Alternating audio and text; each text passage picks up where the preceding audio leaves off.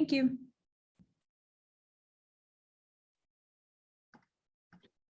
All right. Screen share looks good. Yep, I can see it. Are you, Sally, are you on? I'm gonna stay off so that I'm not impeding on the Sally, you whole sound everywhere. very quiet. Oh, there you go. Okay, sorry, your audio, you just sounded really far away for a second. Yeah, let me know if that happens again.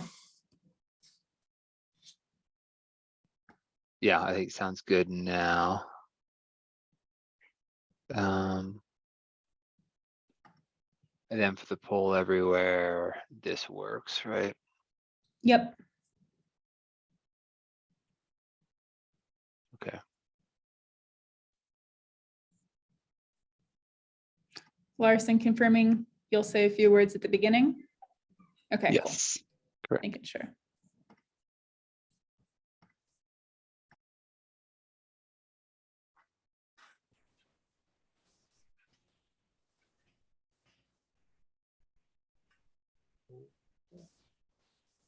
Still sharing screen, right? Yes.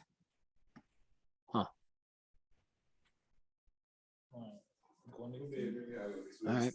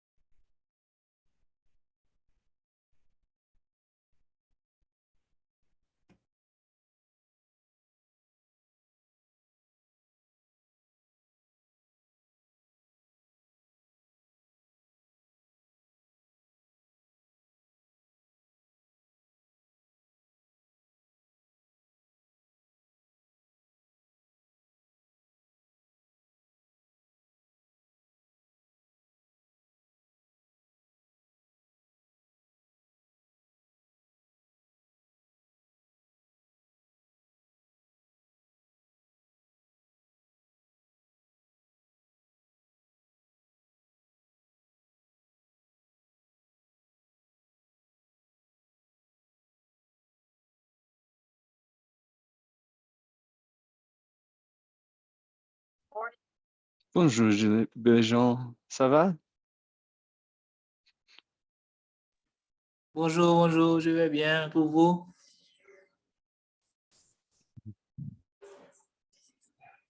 I'm doing well as well, thank you.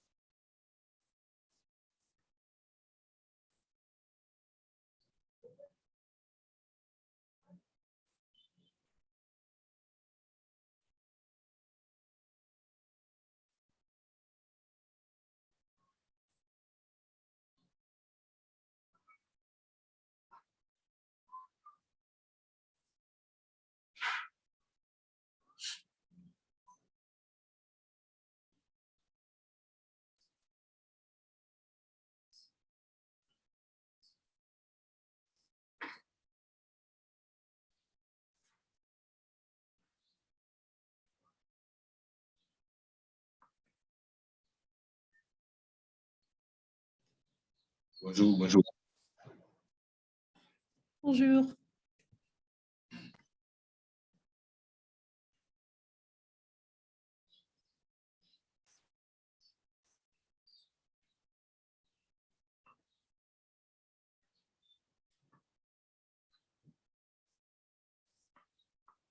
La première fois que ça me regarde des vidéos et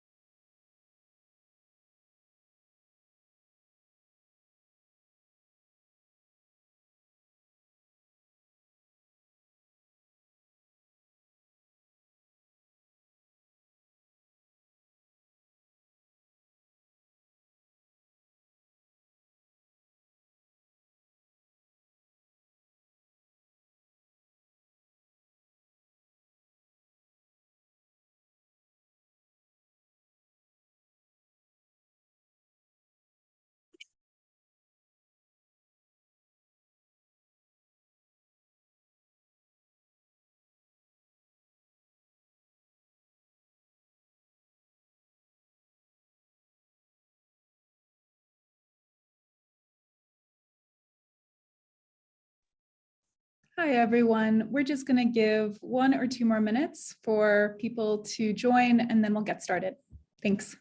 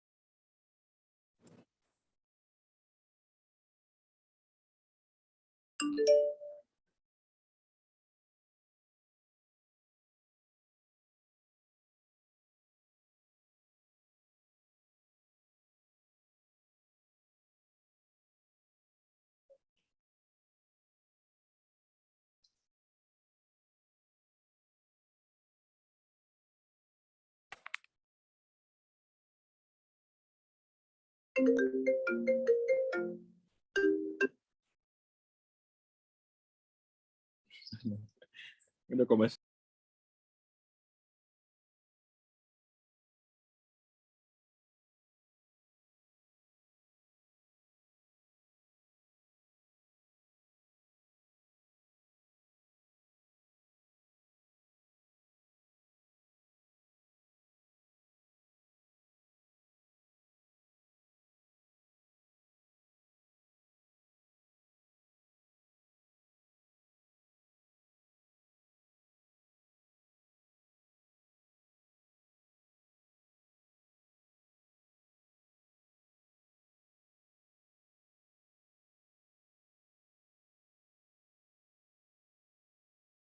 Hello everyone, bonjour tout le monde.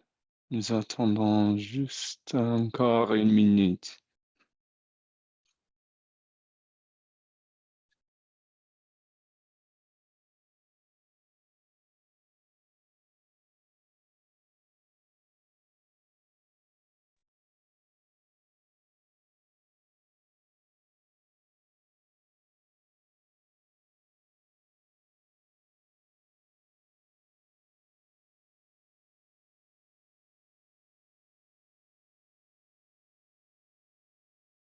Allora Stefano,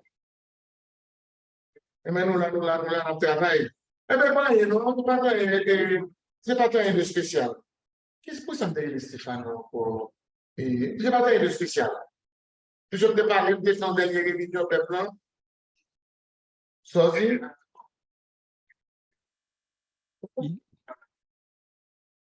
Ok, d'accord, merci. Ok. Voilà.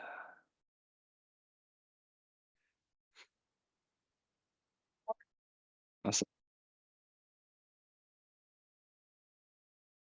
Bonjour, Hello garçon. everyone, good morning, Good morning, everyone. bonjour.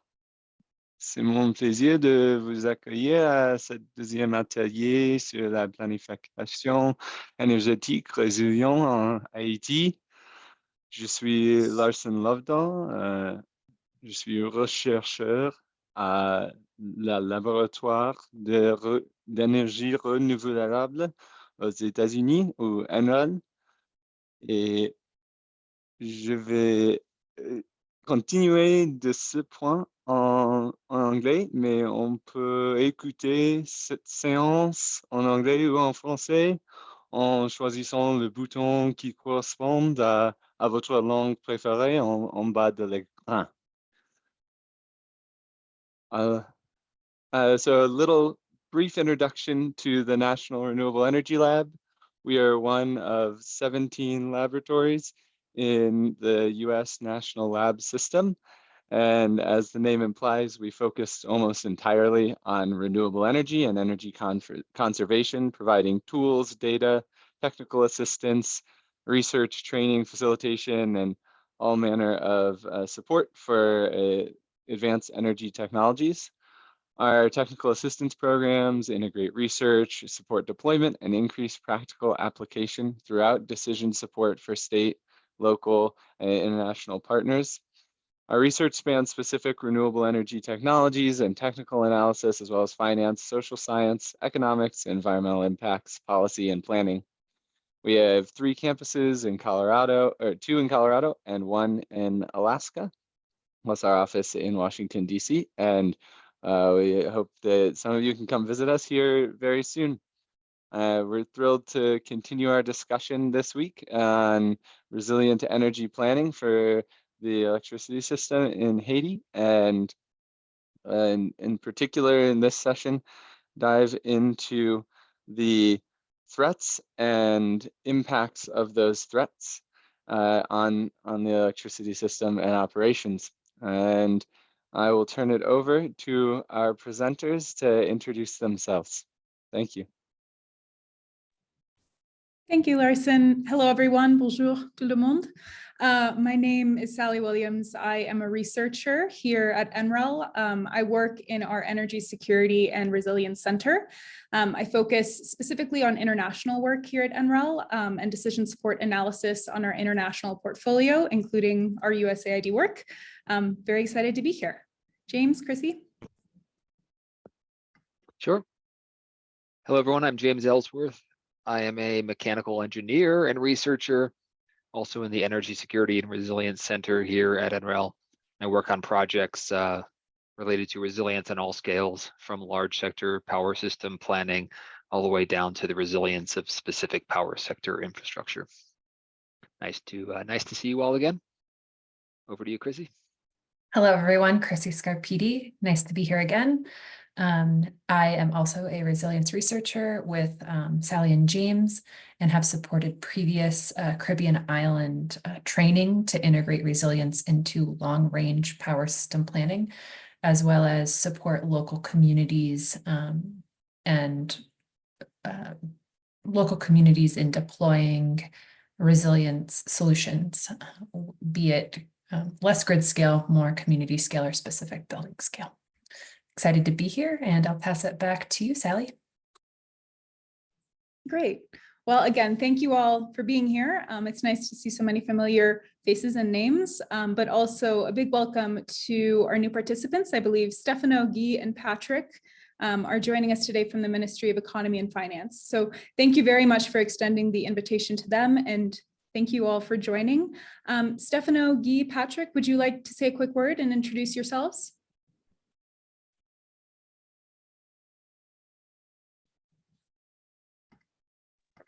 Yes, this is a pleasure for me to participate in this training. My name is Guy Laroche. I am the program coordinator for the AMASE project, and also the coordinator for the CGWeb project. So AMASE stands for Amélioration de l'accès de l'électricité en Haïti. So there are 3 components in the program. There's the mini network, a mini solar network that we execute with the cell, energy cell, MTPTC. And there's component 2, which is the construction of the big solar power plant, 12 megawatts at the peak, that we execute directly at UTE. And also we have component 3, which is very important, that we execute in partnership with NRC. which is the regulatory agency in Haiti. So we provide them it's a capacity building project. So we're very happy. I'm very happy, and I will let Patrick and Stefano introduce themselves.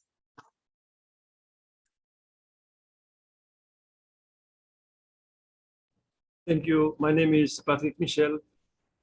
I'm in charge of component 3 of the AMASE program, and I'm looking forward to the collaboration of NREL on the master plan, which we're supposed to sign the contract on at the end of February.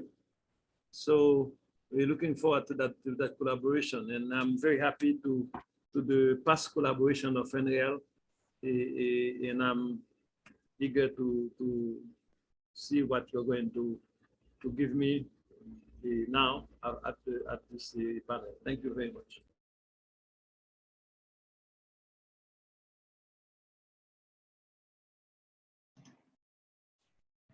Bonjour à tous, et comme bien dit le coordonnateur, je suis Gauthier Stefano Junior et c'est le chargé de projet sur la composante 1 du programme AMASE. Great. Well, thank you all very much. And it's lovely to have you here and joining us today. I will go ahead and get started. I know we just have the hour. So today, as a quick overview, we'll start off by talking about some additional answers to questions that came up during our workshop last week. We had some really great questions, and so our team came together this past week to offer a few more details as to answers. We'll then transition into talking specifically through our threats presentation. That should take roughly 20 minutes. We'll do a quick group activity and then transition into discussing impacts to resilient power systems. That will only take 5 minutes for the presentation, and then we will conclude with a final group activity.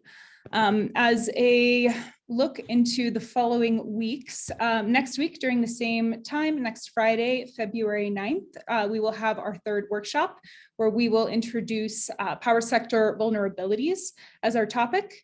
And then we'll conclude on the 16th of February for our fourth and final workshop, where we will discuss power sector risks and resilient solutions, specifically in the context of Haiti. So next slide, please. As we did last week, it would be great if you all had a means to connect to Poll Everywhere. You can do that on your phone, you can do that on a computer, whichever is easier. And we will use that for some of the questions that we ask, but again, if you feel more comfortable responding verbally, that's also great. And we have translators on the line that can help coordinate with that. And then lastly, here are the two resources that we also shared last week. One is the Resilience Planning Guidebook here at NREL, which offers more details on the topics that we're covering, as well as the Resilience Roadmap, which is a website that has additional resources as well. Next slide. Great. So last week we had a really great question come up. I believe Nicholas asked it, asking about specific investments that the US has made in recent years to increase our own resilience here in the US. And we knew the answer was yes, but I wanted to provide some additional context and specific examples. So in recent years, specifically under our current presidential administration, we've seen a large increase in government investment in national and regional scale efforts to increase our grid resilience. So currently we have about 10,000 projects set to come onto our grid and add a significant amount of additional renewable capacity once these projects are interconnected. To make this happen, we have had a significant influx of capital toward a program called the Grid Resilience and Innovation Partnerships Program. This is within our Department of Energy and specifically within the Grid Deployment Office. This is roughly a $3.5 billion effort, so quite large scale. It's the largest investment we've ever had in the US toward resilience. And this is really to provide programs that support across all of our states, across projects to try and increase our resilience, but also as a component of that and a large component of that, increase our disaster preparedness as climate change continues. All of these efforts are really under this larger umbrella of the bipartisan infrastructure law, which is a new law that was created under our current administration. This is, again, a $5 billion overall effort and grant program to modernize the US power grid against threats such as wildfires, extreme weather, and other natural hazards, which is something we'll discuss more today. So going on to the next slide. Great. The other topic and I guess question that came up at the very end of our workshop last week that I wanted to spend a bit of additional time on is this challenge of thinking about resilience and resilience planning in the context of potentially a more unstable governance system or a context where there are just additional governance challenges. And in those situations, thinking about a national scale resilience plan might be potentially overwhelming or just not feasible. So again, our team convened and discussed this, and a couple key focus points to bring up. The process that we are presenting for resilience planning in these workshops is not just applicable to the national scale. This can also be applied at the regional and local scales. So for example, with this figure at the top right corner of this slide, so the process that we're going through of identifying threats, impacts, vulnerabilities, risks, all of this can be done at the local scale as well. And the same process can be used to create plans and disaster preparedness plans at the local scale or community scale. Something that's very helpful when thinking about resilience in this tiered approach is, for example, local engagement and organizations. So community-based energy initiatives, energy cooperatives, these types of grassroots organizations can be incredibly helpful in actually executing these plans. An obvious challenge when we're thinking about things at the local scale is, for example, data gaps. So data availability and data disaggregation to the regional and local levels isn't always available. And so sometimes it's necessary to get a bit creative or estimate when we're thinking about quantitative inputs to our resilience planning at these scales. However, the large opportunity with this is community engagement and increasing stakeholder buy-in at the local level, which across many different projects always ends up being a key factor for long-term success and viability of these types of projects, at least in our experience at NREL. So I've linked many different resources on this slide, which we'll share the slide deck with you after this presentation so that you have access to it. And it offers some concrete examples of how other islands such as Puerto Rico, Virgin Islands have thought about this and instituted additional resilience measures. And it's quite helpful to look through. Next slide, please.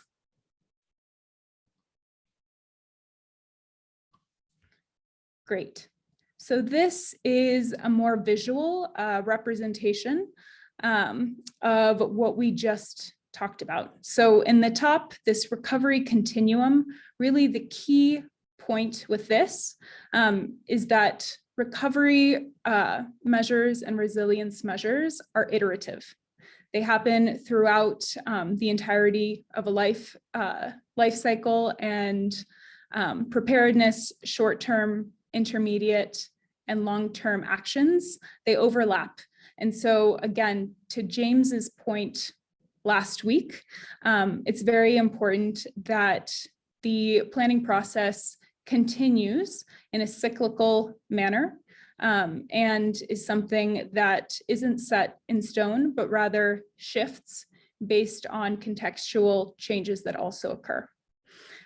Ultimately, the goal for resilience planning is when we have resilience plans and measures in place, communities, regions, countries can all bounce back from issues such as threats much quicker. And that is shown in this bottom figure here.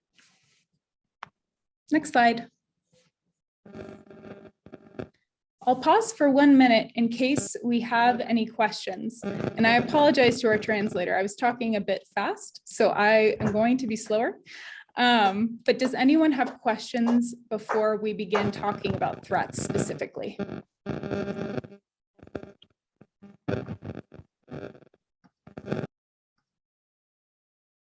Okay. Sorry, can you Yep. hear me? Yes. Can you go back to the previous slide? Yep.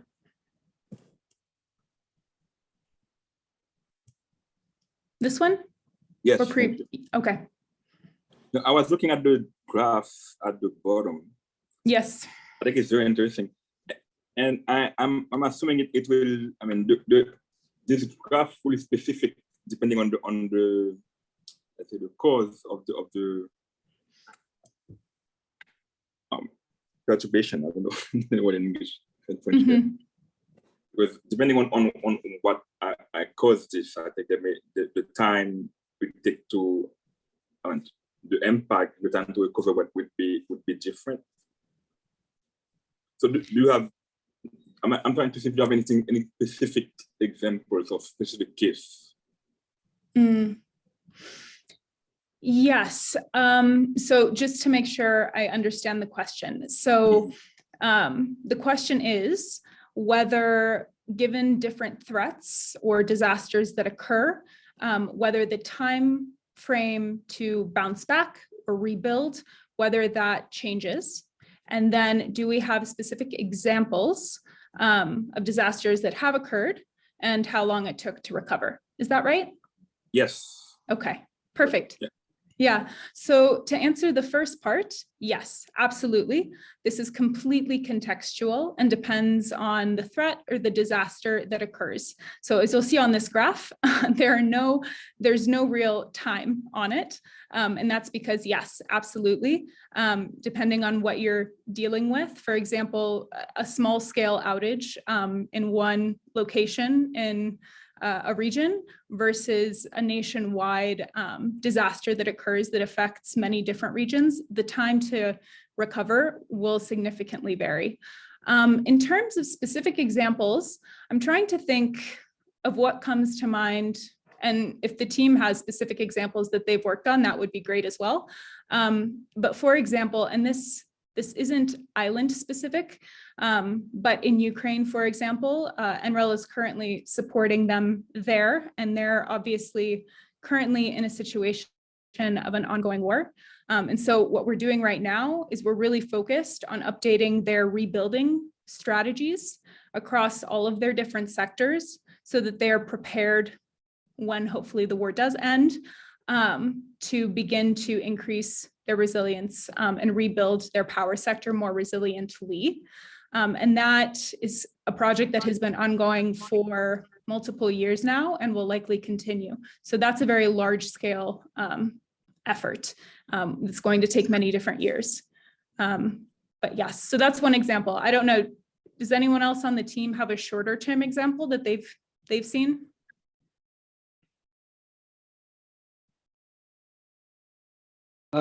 Was just going to mention that a lot of the US regulators and utilities will track this metric, how long it takes to return power after some sort of disturbance or event. And that's part of kind of how the utilities are judged. And yeah, so we could potentially pull some data together about how different utilities and how long it takes them to return power.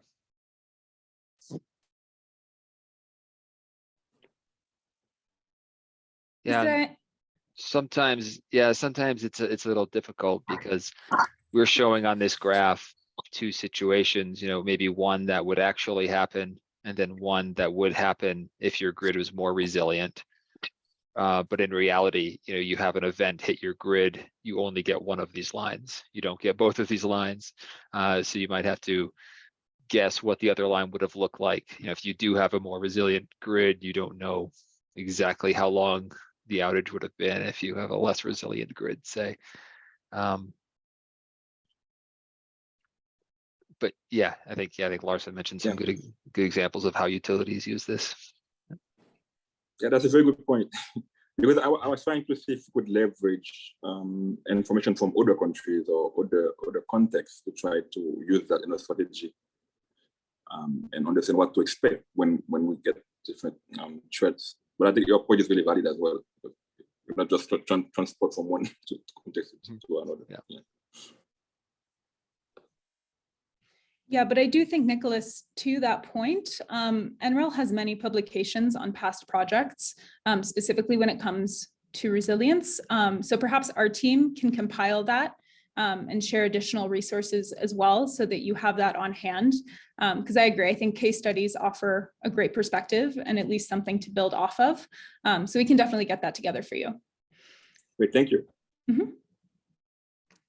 Okay, for time's sake, I'm going to continue and we'll get into the topic for today, which is threats to resilient power systems. Thanks, James. So last week, James gave us an overview of the resilience planning process. And as key components of that process, we identify threats, and then we define the impacts or the potential impacts of those threats onto the power sector. And there are both qualitative and quantitative ways that we do this or can estimate the impact of threats. So we'll get into that today. And then next week, we will discuss vulnerabilities as well as calculation of risks. So with that, next slide, please. Great. So this is very simplistic, but the way we'll be talking about threats is really in these three different buckets. So there are natural threats, which is what many of us think of. So for example, a cyclone, a hurricane, an earthquake. Then the second bucket is technological threats. So issues with infrastructure or perhaps lack of workforce capacity to be able to work within the technological needs. And then lastly, human-caused threats. So for example, things such as cybersecurity issues or bad actors, et cetera. So next slide. As a quick overview, when I am talking about threats, or when NREL talks about threats, we define this as anything that can damage, destroy, or disrupt the power sector. As I noted, these can be natural, technological, or human-caused threats. The most important point to remember with this is that threats are things that are outside of the control of power system planners and operators. So for example, climatic events, that isn't something that we can control. The best thing that we can do is plan for it based on quantifying the likelihood of that threat actually happening and building it into our resilience and disaster preparedness plans. So again, examples are wildfires, hurricanes, cyber attacks, et cetera.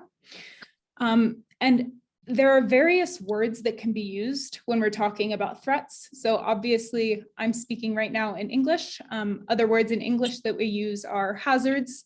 And basically the point is in any language, there are many different words we can use to talk about the same thing. But again, I'll just highlight that threats are things one cannot control. So the best we can do is just plan. Next slide, please. I have a brain that really likes visuals. So this is just a visual representation of what we've already discussed. So when we think about natural and technological threats, really these are threats to predominantly our power sector infrastructure. So power plants, load challenges, et cetera. Whereas human-caused threats deal more with things such as workforce issues, operations issues, financing. So for example, ineffective cost recovery, those types of things. Next slide. So we'll start with natural threats. Next. So examples of natural threats, I know we're all very familiar with this, but examples, earthquakes, landslides, droughts, high winds, et cetera. All of these things are very context and location specific. The likelihood of them happening in one place is very different from the likelihood of them occurring in another location. So obviously context is key to think about. And to that end, next slide. I want to think about this contextually focused on Haiti, of course, for these workshops. So natural threats, they vary widely, and even within a country, they are very location specific. So for example, in Haiti, the likelihood of multiple hazards happening in one place, that likelihood is higher in some parts of the country versus others. So being able to access data that can give us an idea of the likelihood of one or more of these types of threats happening, and potentially the frequency of them happening, is incredibly helpful when we're thinking about planning toward resilience at any scale. So again, this is where data disaggregation is incredibly helpful and sometimes a challenge. And sometimes we just need to get creative with figuring out ways to collect data more systematically in order to make sure we can plan more effectively. We have some additional pictures on the next slide, James. Thank you. And this again is just to offer additional visuals for thinking about just how location specific these threats are. So here we're using visuals from the World Bank Knowledge Portal. All of this is linked, and we also have additional links that we'll share for climate and natural hazard data, just to offer a starting point. But again, perhaps this is a conversation we can also have with regard to data collection best practices or other ways that we can maybe support in the future with this. But next slide for now. I'll go through these following ones quickly because they're a bit more general, but I think the key takeaway is climate change is continuing, and therefore the frequency and the magnitude of various natural threats are also changing.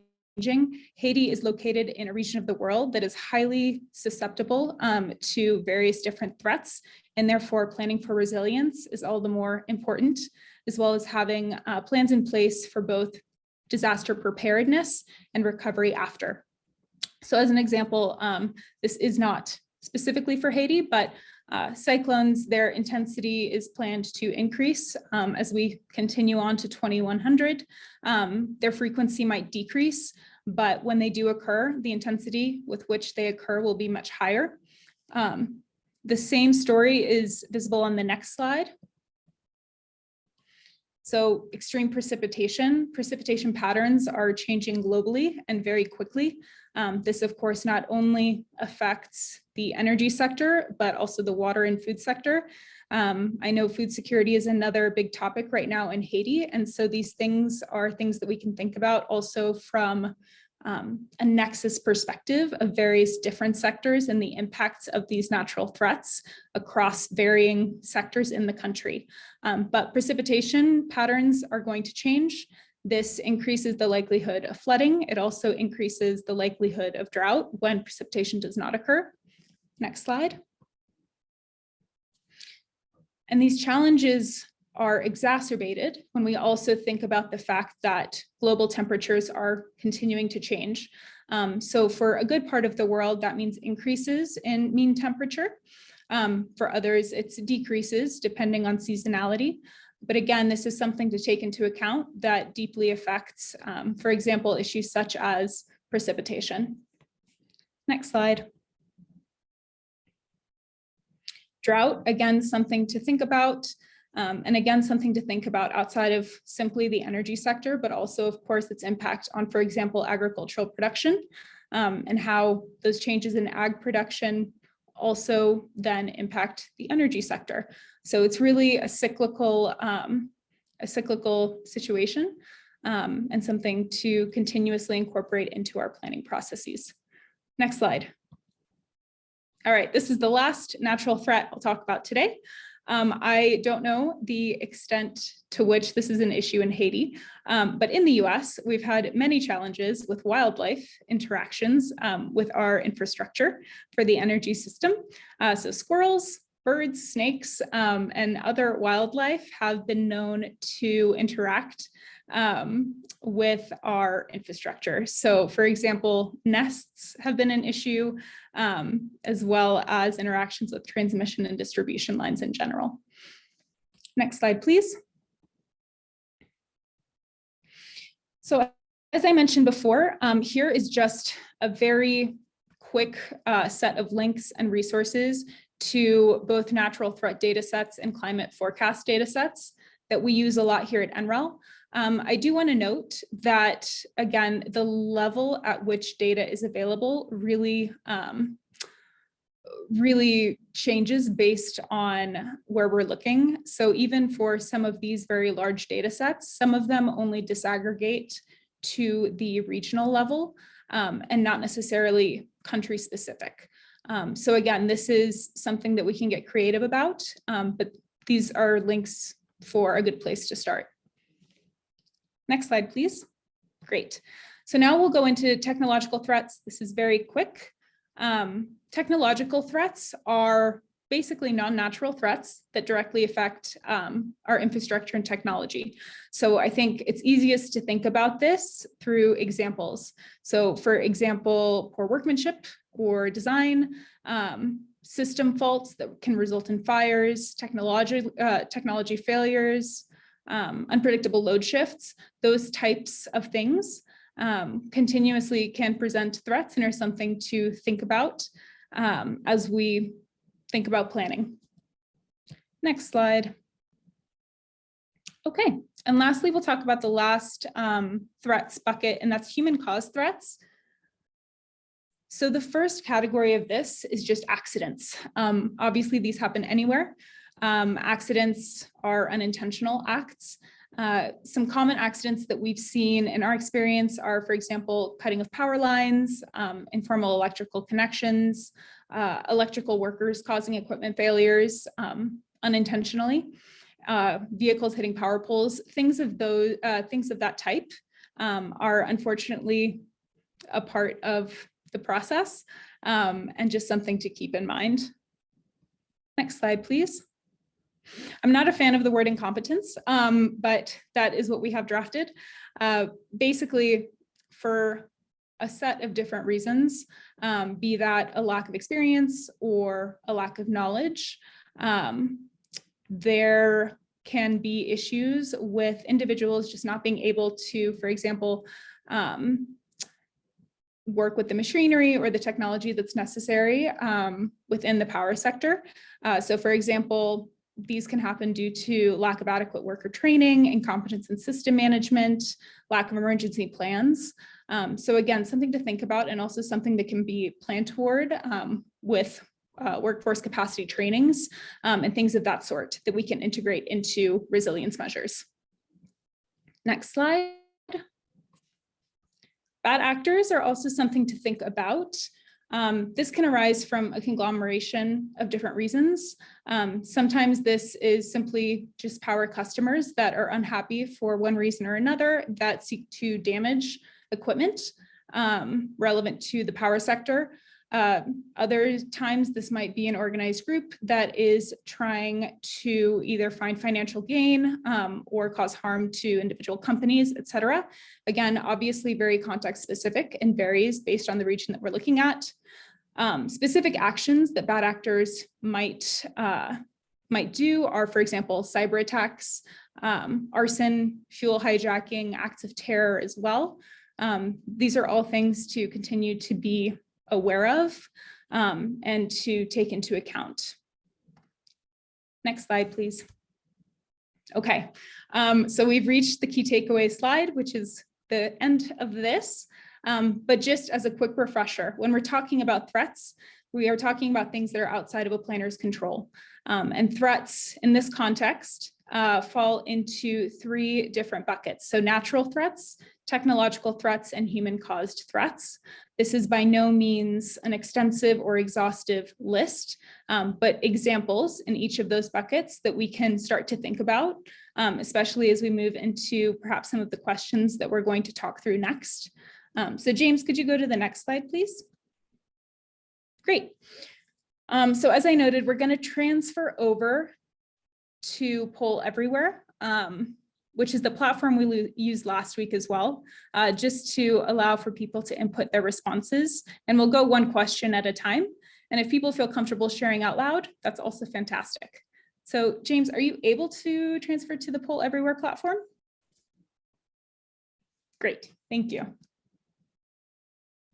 And you can access this with that QR code in the top corner, or I think Chrissy probably put the link in the chat as well. So what threats may exist for Haiti's power sector? And feel free to input technological, human-caused, natural, anything.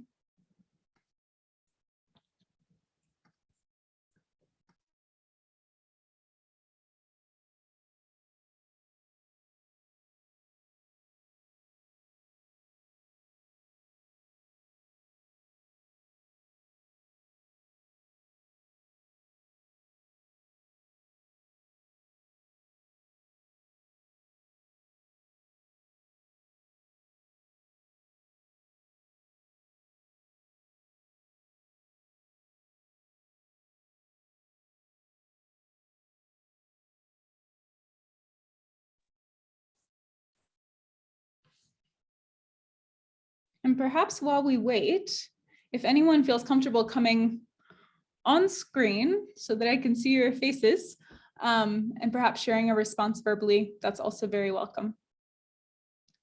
Okay, cyclones, earthquakes. Car accidents, that's interesting.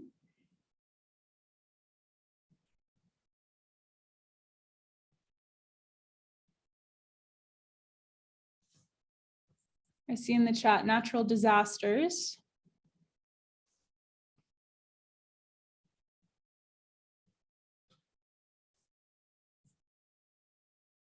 Fuel shortage. Yeah, I read a bit about fuel shortage issues and import issues in Haiti. Guy, if you feel comfortable expanding on that, I'd be curious to learn more.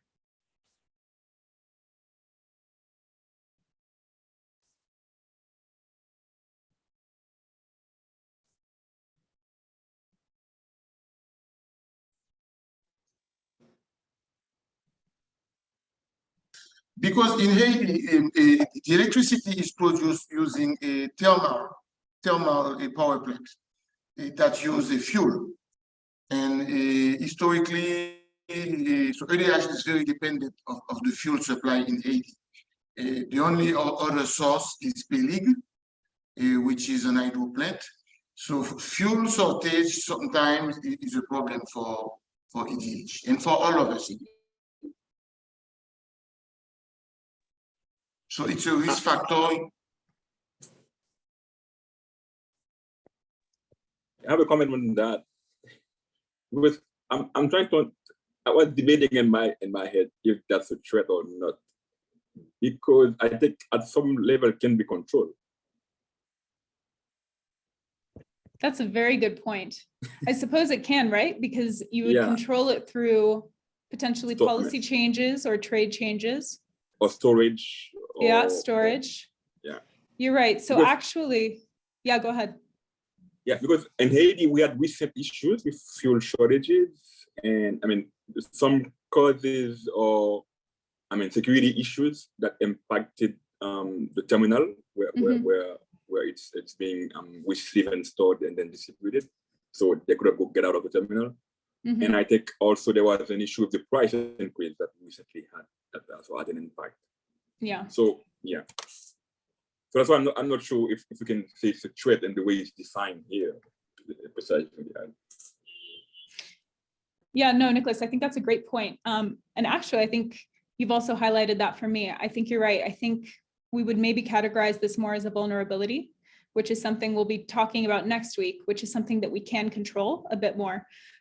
So we can identify vulnerabilities to our power sector. So for example, fuel shortages, and then make necessary actions and changes to try and minimize those impacts based on lowering those vulnerabilities. So that's a great point.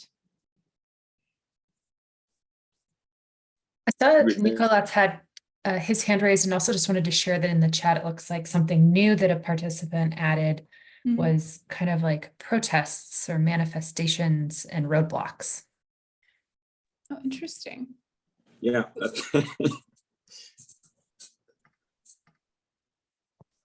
Would anyone like to add more to that?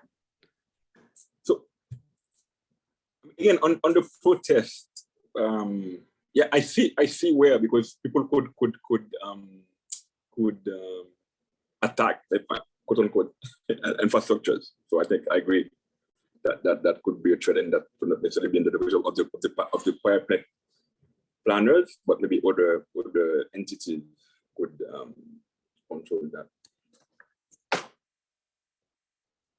Engineering in Haiti, when we have protests, they impact people getting to work. So I think that would impact resiliency of the power system. People are going to get to work and manage the system properly.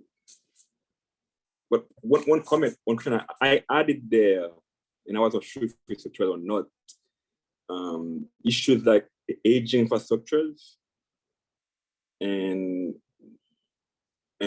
maybe also the fact that we don't necessarily have access to top-notch tools or software.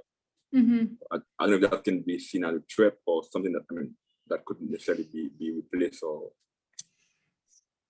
Yeah. So I guess to answer that question, again, I welcome anyone else on the team with your opinion. Aging infrastructure, I think about as a vulnerability because that's something that we, can control, i.e. we can invest in new infrastructure build out. So it's not something that is completely out of our control. So I would think about that likely as a vulnerability. And Nicholas, what was the second thing that came up? Oh, access to tools. Again, I guess you could make the argument that potentially that's a technological threat. But again, I think it depends on thinking about to what extent we have control over it. For example, trying to access financing to be able to invest in new technologies or tools. So it's an interesting question. James, Larson, Chrissy, what do you all think? What are your thoughts? Maybe the vulnerability there is a lack of financial capacity to provide the latest and greatest tools to address aging infrastructure. So the threat, is not having control over perhaps finances, but I do see your point that it is manageable to a certain extent, given you have sufficient resources. Yeah, I see your point, because it can be manageable, but necessarily under the control of the power system. Planners or managers necessarily, but that can be interesting way to see it. Yes. Yeah. Also, go ahead. No, you're good. I just noted that there are a couple more really interesting comments in the chat. A couple other hazards or threats are saturated networks, which I kind of assumed it has to do with load or demand, theft of materials, and fraudulent logins. Thought we might talk about that. Yeah, I think it goes to the point that we brought up at the very end of last week's workshop as well. So issues stemming from additional issues of governance too. Yeah, if anyone wants to expand on that, would be curious to hear thoughts.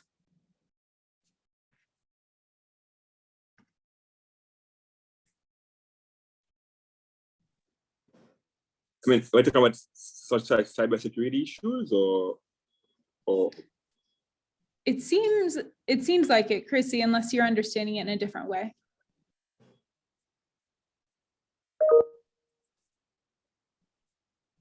There's our translator said maybe instead of fraudulent logins, more of like connections, fraudulent connections. So it sounds like physical connections or. Oh, okay. Yeah, no, that's definitely something that's seen in many different contexts. And again, it's covered under the threats bucket when we talk about bad actors. But again, you can make an argument for it being more of a vulnerability because we potentially have some control over the situation.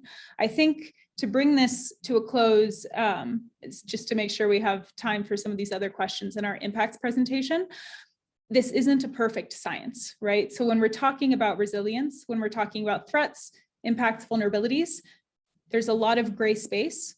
And so it's really about how you think about it, but it's just important that your team is on the same page for how you're thinking about it, so that then you have a systematic way to approach the actual planning process. But all of this was great. Thank you so much. I'm reading through the chat right now, and there are so many fantastic things here. So thank you for the engagement. We have 10 minutes, and I really want to make sure we cover everything. So James, rather than doing the other two questions, I'm going to just show the other slide that has the likelihood scoring, if you are able to transition.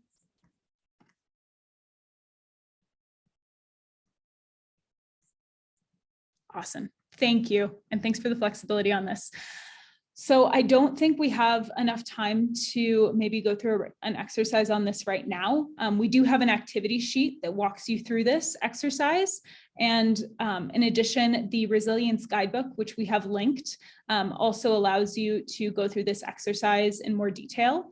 But this is just a very simplistic way of thinking about assigning threat likelihood scores. So again, this can be done very quantitatively or more qualitatively. You all are professionals in this space, so sometimes we think about this just from your professional standpoint, and obviously your lived experience in Haiti of the likelihood of some of these threats actually occurring. That said, we can also approach this from a more quantitative way of looking through data, historic frequency of natural or other threats occurring, as well as projections into the future, for example, with climate data, which allows us to think about the likelihood of, let's say, another earthquake happening before 2100, and integrating that data into the likelihood scores that we ultimately assign to various threats. I'm going to stop there. And I'm going to move on to our impacts presentation. They're very connected, and it should only take about 5 minutes, and then we can spend the rest of our time on any questions that we have. So we will switch the slides. Perfect. Thank you, James. So we can move on to the next slide. Great. So now that we have a sense or an idea of what threats to the power system are, we can now think about the impacts of those threats.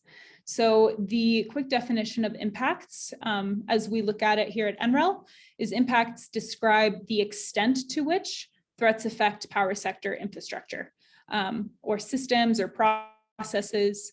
So for example, a cyclone that causes damage to transmission lines is one example of that. So we think about a threat, and then we think about the impacts that that threat can potentially have, both on the power sector as well as the end users. So the actual customers or the institutions that are accessing power sector resources. So for example, hospitals as well. Next slide. So threats can impact the power sector in many different ways. And I think it's important to make sure we understand that this isn't just physical effects on infrastructure. When we talk about impacts, these impacts can also be effects on delivery of power. So again, those end user impacts, effects on operating costs, as well as effects on health and safety to the population, and environmental effects as well. So for example, the accidental release of toxic materials into the environment, which can cause issues to biodiversity, et cetera, et cetera. So there are many different types of impacts and effects that we can think of based on various threats that might occur. Next slide. So again, very simple, but I find it helpful to look at a visual. So if we're thinking about a natural threat, for example, let's say it's lightning. The lightning strikes a pole. This can damage that pole. And then there is a power outage. And who knows whether that power outage is small or large, but that ultimately impacts the end user with a lack of electricity access. Next slide. Same thing for a human-caused threat example. So let's say there is a car accident, which someone noted in our threats is something that might occur. So a car accident happens, the vehicle hits a pole. Again, the pole is damaged and there's a power outage. And then the last one, technological threat. So let's say there is some type of technical failure that occurs which results in a plant failure, which results in a power outage, and ultimately in radioactive leakage that might occur due to that initial technological and plant failure. So really a series of various impacts that might occur down the line, which are all important to think about. And as we think about these things and all of these impacts of threats in a holistic way, we can start to map out those impacts and start to more holistically think about our resilience planning process and make sure to account for all the different things that might potentially occur so that we can be prepared for anything. Next slide. Okay, and then we have this, and we can go to poll everywhere again, but perhaps because we had so many various threats that were brought up, perhaps we could do this exercise for just one of the threats that's brought up. So let me look in the chat and we can see which one seemed to be most common. Okay, actually, James, if you feel comfortable, rather than poll everywhere, maybe we just ask this to the group so we can stop sharing the screen and I'll just maybe ask the group. When we're thinking about, let's say, an earthquake, for example, what, based on all of your professional experience, would you say the likelihood of that would be?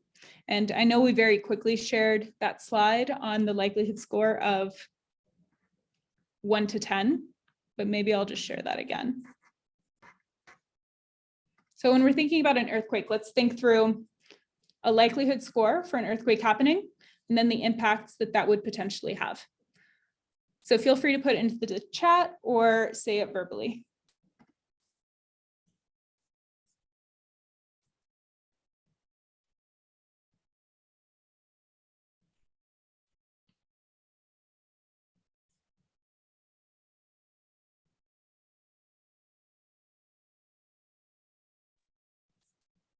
Maybe as an example, Sally and I live in Colorado. I believe that earthquakes are pretty rare here. So we would assign maybe a 0 to 10% for an earthquake in Colorado. Yep. And I'm seeing a 10 in the chat, which I can imagine is very true. Oh, let me see.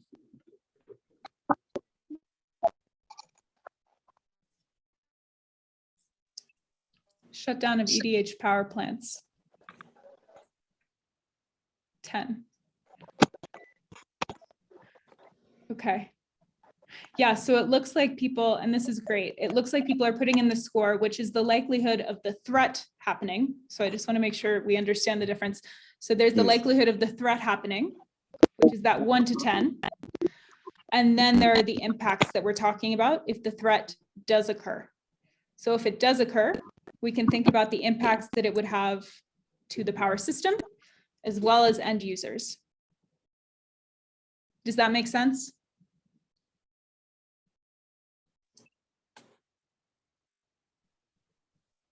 I'm going to take silence as a yes. So earthquake would be a 10. Yeah, Nicholas, what was that? In that case, earthquake would be a 10. We don't know when that will happen, but we're quite sure that we will have. Yes. Right. Yeah. And you think about it on a timeline of your power system infrastructure, right? You're putting in power plants and generators and transmission lines that will last years, right? Decades. And so what is the likelihood that this event will happen over that time span? Mm-hmm. And the perhaps, reason, oh yeah. Yeah, go ahead, James. I mean, the reason that you do this activity, we'll see in the coming workshops too, is to help prioritize what actual actions and resilient solutions you can implement, because there's so many you could think of, but you want to try to first address those that are going to have the most impact and be the most feasible. And so this is the first part of doing that prioritization. Yeah. And that's a good maybe note to start to wind down on, because I know we're at the top of the hour. So as James noted and alluded to, next week we'll be talking about vulnerabilities. Oh, Nicholas, I see your hand. Give me 1 second. We'll be talking about vulnerabilities, and James will lead us through that. And we have notes on some of the questions that came up today that we'll make sure to do the same as we did this week and offer some more concrete responses to and some examples. And we'll put together some resources on past case studies to the point that was made earlier today that we can share with you all. But I want to say a huge thank you to all of you for your time today. It's been wonderful. And I appreciate the engagement. It makes our job much easier when everyone participates like this. So thank you very, very much for that. Let's see. I only have French in front of me. Okay, so next week we'll talk about vulnerabilities. And then the following week we will discuss risks and solutions. For next time, it would be wonderful if you all have a couple of minutes to just look through the activity on vulnerabilities that was shared in the email. You can also find it in the link to the Zoom invitation. It seems like 1 hour is short, so likely going through these activities will make this all make a lot more sense much more quickly. But yeah, thank you again. Nicholas, I can stay on if you do still have a question, but for everyone else, thank you very much. Have a lovely weekend, and we'll see you next week. Thank you. So that's